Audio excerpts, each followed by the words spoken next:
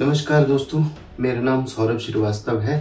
But आज मैं आपके सामने ना तो कोई पॉडकास्ट लेकर के आया हूँ, ना आज हमारे यहाँ कोई अतिथि है। आज मैं आप सबके सामने आया हूँ अपना दुख, अपना गुस्सा व्यक्त करने के लिए, जो कुछ पहलगाम में हुआ उसके बारे में। सबसे पहली बात तो ये है कि किसने किया, क्यों किया, उस पे थोड़ी देर में आते हैं। पहली बात तो ये है, मैं खुद 2 बार जम्मू कश्मीर जाकर के 2-3-4 बार जाकर के आ चुका हूं। अगर आप वहां पहुंचते हैं, वहां इतनी सिक्योरिटी है, हर 200 कदम पे कोई ना कोई आर्मी का जवान अपने 3-4 साथियों के साथ खड़ा होकर के आपकी चेकिंग करता हुआ मिलेगा। उसके बावजूद ये लोग बीच पब्लिक प्लेस में, टूरिस्ट प्लेस पे पहुंच करके AK-47 लेकर के आए और हमारे लोगों को मार दिया। कैसे? हमारे सुरक्षा में इतनी बड़ी चूक कैसे हो रही है? सोच के देखिए, एक आम आदमी जिसका इस बात से कोई लेना देना नहीं है, किसकी सरकार का किसकी सरकार के साथ झगड़ा है, कौन किसकी जमीन है, कौन किसकी जमीन नहीं है, वो वहां घूमने गया है, वहां की सुंदरता देखने गया है। क्यों? क्योंकि वो अपने घर में थका हुआ है, अपने काम से थका गया है, छुट्टी मनाने गया और वहां आकर के एक टेररिस्ट उसको गोली मार देता है। ऐसी इस तरह की मौत, भेड़ बकरियों वाली मौत, कि हम कहीं गए और काट दिए गए। अभी मोदी जी को गुस्सा नहीं आ रहा है? किधर है अमित शाह? क्या फायदा है हमारी दुनिया भर की अलायंस के साथ में होने का? क्या फायदा है हमारा यूएस के साथ होने का, यूएस के साथ हमारी बनने की? क्या फायदा हमारा रशिया के साथ बनने का, जब लोग हमारे ही घर में घुस के हमें मार रहे और हम कुछ नहीं कर पा रहे? एक लड़का अभी 2 महीने पहले शादी हुई है, 2 महीने बाद हनीमून मनाने के लिए या अपनी वाइफ के साथ घूमने के लिए गया और उसको वहां पे गोली मारी। उसकी वाइफ ने उसको बोला कि भाई तुम मेरे को भी मार दे, मेरा मन नहीं है। कितना प्यार होगा उनके बीच में। और ये हरामजादा कह रहा है कि हम तुम्हें इसलिए जिंदा छोड़ रहे हैं कि तुम अपनी सरकार को जाकर बता सको कि हम तुम्हारे साथ क्या कर सकते हैं। ये हमें इस तरह का चैलेंज दे रहे हैं कि हम तुम्हें ऐसे मारेंगे और तुम कर लो तुमसे जो होता है। आप क्यों नहीं कर रहे हो कुछ भाई? हम कब तक ट्रायल्स चलाते रहेंगे इन टेररिस्ट पे, इन सुअरों पे, इन हरामजादों पे?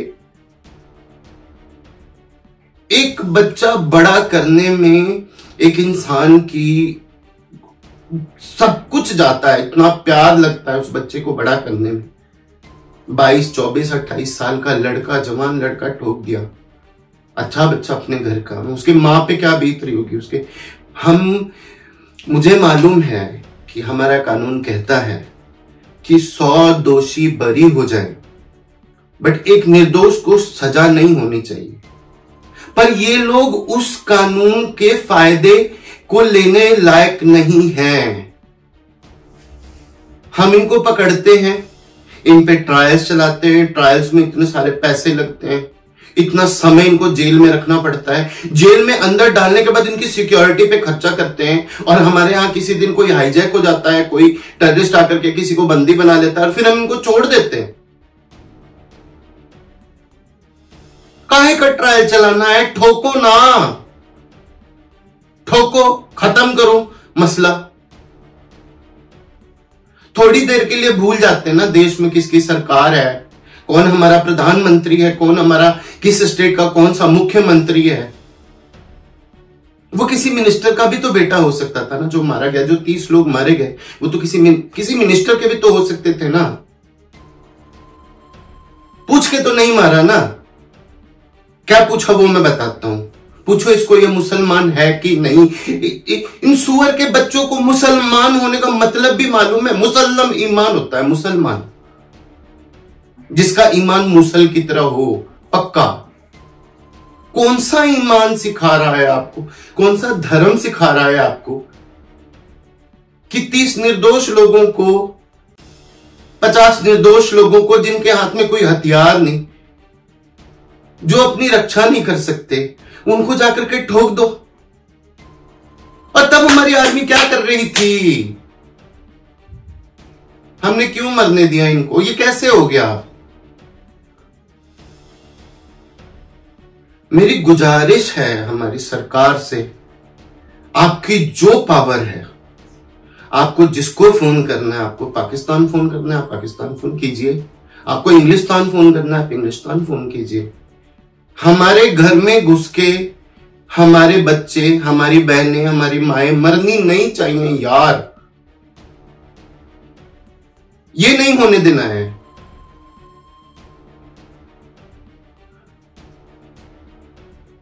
इतनी सिक्योरिटी के बाद कैसे और घुसने के, इसका मतलब है इनर ट्रेडिंग चल रही है। पाकिस्तान से लेकर के तो गन नहीं आ रहे हो यहां पे, तुम क्या कर रहे हैं? इतनी फोर्स भेज के क्या हो रहा है? ये कैसे?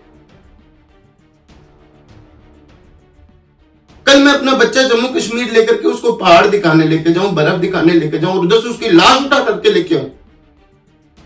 इस चीज के लिए रह गया आम आदमी।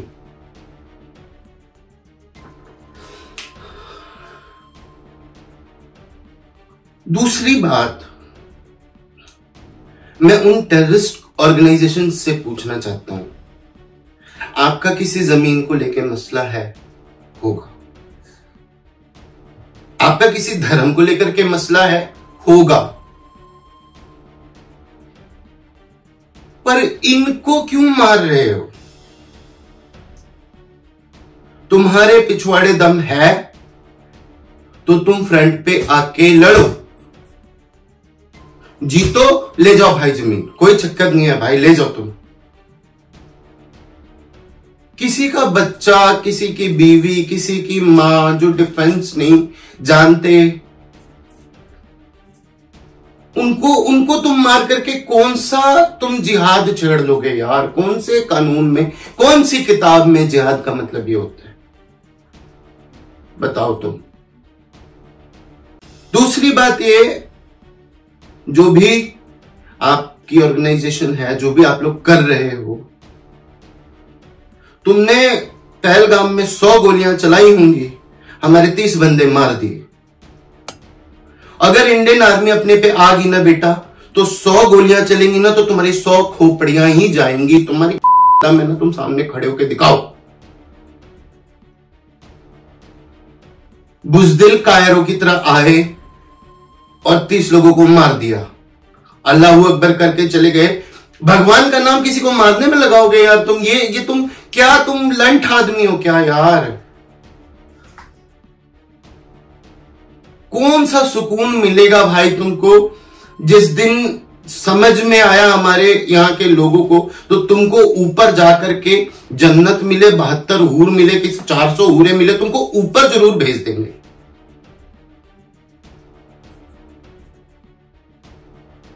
मेरी विनती है भाई, तुम अपना चलाओ आतंकवादी संगठन, करो जिहाद, दुनिया भर की अम्मा एक कर दो, लेकिन फ्रंट से खेलो भाई। बैकडोर से खेल के साला तुम क्या इतिहास लिखोगे यार अपना? कौन से मदरसे में जाकर के बैठ करके ये सिखाओगे कि छुप छुप के मारते हैं? तुम्हारे 4 लोगों की सोच विचार की वजह से हर मुसलमान आज इस देश में तंग है, आगे भी होता रहेगा। इतने अच्छे लोग होते हैं ना यार जम्मू कश्मीर के, वो कहते हैं कुछ हो जाए, हमारा जो टूरिस्ट है ना उसको कुछ नहीं होना चाहिए। मैं आपको बता नहीं सकता मुझे वहां जाकर के कितना अच्छा लगा था। वो जन्नत है, सच में है। मेरे पास से कश्मीर के लड़के रहे हैं, मेरे साथ काम किया है, मैं जानता हूं, बहुत प्यारे लोग होते हैं। तो ये वो लोग तो नहीं हो सकते जो उठा करके बंदूक किसी को मार रहे हैं। तुम लोग इंसान की कैटेगरी में नहीं आ रहे हो भाई, तुम लोग हैवान की कैटेगरी में आ रहे हो, राक्षस, पिशाच। और तुम लोग के लिए कोई नियम कानून नहीं होना चाहिए, तुमको ठोकना ही चाहिए। मुझे बहुत दुख है भाई मैं अपने दिल से, पूरे दिल से दुखी हूँ, मन से दुखी हूँ। मैं रोज रोज इंस्टाग्राम इतना नहीं चलाता। कल मेरे पे काम बहुत था तो मैंने फोन नहीं चलाया, मैं बहुत सारा काम कर रहा था। मैं उठा, मैंने रोटी खाई, मैं सो गया, और सुबह उठ के मैंने अखबार खोला और फिर पढ़ा। उसके बाद मैं इंस्टाग्राम पे गया, मैं यूट्यूब पे गया, मैंने इतना कुछ देखा। मैं सुबह से डिस्टर्ब हो रखा हूं। मेरी रिक्वेस्ट है हमारी गवर्नमेंट से, हमको ऐसे मरने मत दीजिए प्लीज। ये हमारे साथ ऐसा मत होने दीजिए। आपको जो टैक्स लगा रहे हैं, आप जो कर रहे हैं, वो सब तो हमें मार ही रहा है, बट हमें ऐसे मरने, इस तरह की दोजख वाली मौत हमको नसीब ना करेंगे। Thank you.